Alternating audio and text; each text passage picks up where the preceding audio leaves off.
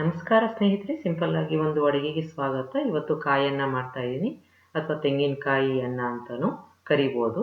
ಇದು ತುಂಬ ದಿಢೀರ್ ಅಂತ ಮಾಡುವಂಥದ್ದು, ತುಂಬ ರುಚಿಯಾಗಿರುತ್ತೆ. ಅದರಲ್ಲೂ ಬಲ್ತಿರೋ ಕಾಯಿ ಹಾಕಿ ಮಾಡಿದಾಗಂತೂ ತುಂಬ ರುಚಿಯಾಗಿರುತ್ತೆ.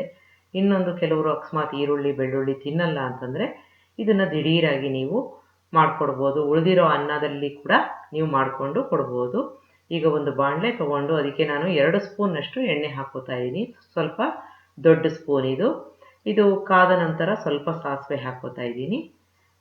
ಸಾಸಿವೆ ಚೆನ್ನಾಗಿ ಚಟಪಟ ಅಂದಮೇಲೆ 1 ಸ್ಪೂನ್ನಷ್ಟು ಕಡಲೆಬೇಳೆ ಮತ್ತು ಉದ್ದಿನಬೇಳೆ. ಇದನ್ನು ನೀವು ಬೇಕಾದರೆ ಹಾಕೋಬೋದು, ಬೇಡ ಅಂತಂದರೆ ಸ್ಕಿಪ್ ಮಾಡ್ಬೋದು. ಈಗ ಇದು ಚೆನ್ನಾಗಿ ಕಲರ್ ಬರ್ತಾ ಇದೆ ಅಂದರೆ ಗೋಡಂಬಿ ಚೂರುಗಳನ್ನ ಹಾಕೋತಾ ಇದ್ದೀನಿ. ನೀವು ಇದ್ರ ಬದಲಾಗಿ ಕಡಲೆಕಾಯಿ ಬೀಜ ಕೂಡ ಹಾಕ್ಕೋಬೋದು. ಆದರೆ ಕಡಲೆಕಾಯಿ ಬೀಜ ನಾರ್ಮಲಾಗಿ ಎಲ್ಲದಕ್ಕೂ ಹಾಕಿರ್ತೀವಿ, ಇದು ಸ್ವಲ್ಪ ಡಿಫ್ರೆಂಟ್ ಆಗಿರುತ್ತೆ. 1 ಇಂಚಿನಷ್ಟು ಶುಂಠಿನ ತುರಿದ್ಬಿಟ್ಟು ಹಾಕ್ಕೋತಾ ಇದ್ದೀನಿ. 4 ಚೂರು ಕೆಂಪು ಮೆಣಸಿನಕಾಯಿ, 2 ಹಸಿ ಮೆಣಸಿನಕಾಯಿ ಸೀಳಿರೋದು, 10ರಿಂದ 12 ಕರಿಬೇವಿನ ಎಲೆ ಹಾಕ್ಕೊಂಡು ಬಾಡಿಸ್ಕೋತಾ ಇದ್ದೀನಿ.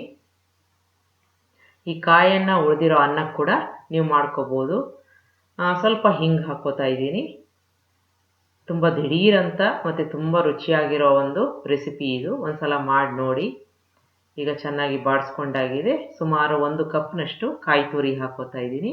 ಆದಷ್ಟು ಬಲ್ತಿರೋ ಕಾಯಿ ಸಣ್ಣಗೆ ತುರಿದಿರೋ ಅಂಥದನ್ನು ಹಾಕ್ಕೊಂಡ್ರೆ ತುಂಬ ಚೆನ್ನಾಗಿರುತ್ತೆ.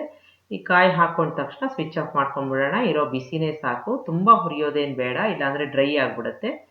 ರುಚಿಗೆ ತಕ್ಕಷ್ಟು ಉಪ್ಪು ಹಾಕ್ಕೋತಾ ಇದ್ದೀನಿ. ಚೆನ್ನಾಗಿ ಎಲ್ಲ ಒಂದು ಸಲ ಮಿಕ್ಸ್ ಮಾಡ್ಕೋಬೇಕು. ಇದನ್ನು ಬ್ಯಾಚುಲರ್ಸ್ ಕೂಡ ಮಾಡ್ಕೋಬೋದು ಆರಾಮಾಗಿ. ಈಗ ಚೆನ್ನಾಗಿ ಮಿಕ್ಸ್ ಮಾಡ್ಕೊಂಡಾದ್ಮೇಲೆ ಅನ್ನ ಮಾಡಿ ಆರಿಸ್ಕೊಂಡಿರೋ ಅಂಥದ್ದನ್ನು ಹಾಕ್ಕೋತಾ ಇದ್ದೀನಿ. ಸುಮಾರಾಗಿ ಉದುರಾಗಿ ಇರುವಂಥದ್ದು, ತುಂಬ ಉದುರಾಗಿರೋ ಅಂಥದ್ದು ಬೇಡ, ಮತ್ತು ಸಾಫ್ಟಾಗಿ ಇರಬೇಕು ಅನ್ನ, ಆದರೂ ಉದುರಾಗಿರಬೇಕು. ಚೆನ್ನಾಗಿ ಒಂದು ಸಲ ಮಿಕ್ಸ್ ಮಾಡಿಕೊಂಡು ನೀವು ಸರ್ವ್ ಮಾಡ್ಬೋದು. ಒಂದು ಉಪ್ಪಿನಕಾಯಿ ಅಥವಾ ಹಪ್ಪಳ ಇದ್ದರೆ ತುಂಬ ಚೆನ್ನಾಗಿರುತ್ತೆ. ಒಂದು ಸಲ ಮಾಡಿ ನೋಡಿ. ನಿಮಗೆ ರೆಸಿಪಿ ಇಷ್ಟ ಆದಲ್ಲಿ ಲೈಕ್ ಮಾಡಿ, ಶೇರ್ ಮಾಡಿ, ಕಮೆಂಟ್ ಮಾಡಿ. ನನ್ನ ಚಾನಲ್ಗೆ ಸಬ್ಸ್ಕ್ರೈಬ್ ಮಾಡಿ. ನಮಸ್ಕಾರ.